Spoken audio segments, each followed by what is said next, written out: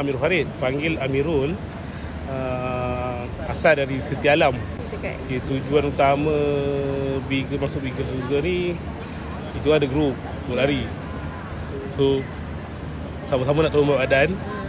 Harapan akhir lepas masuk Biggest Loser ni tercapailah berat badan kita nak. Assalamualaikum. Nama saya nama glamour lah kan. Ana Hidayah, orang panggil Ana je.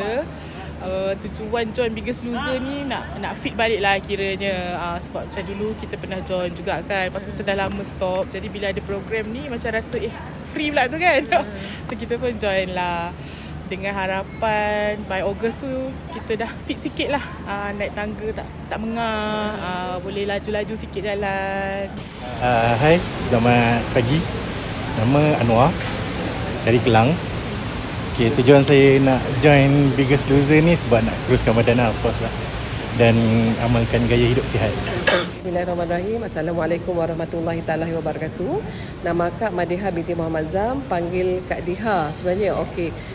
Berasal daripada Tanjung Karang, Selangor. Okey, dengan harapan untuk join Biggest Loser ni adalah satu untuk kekalkan kesihatan lah. Selain daripada untuk penurunan berat badan, kita nak kekalkan kesihatan. Okey, harapan akak boleh kekalkan kesihatan akak dan dapat mengekalkan berat badan akak lah.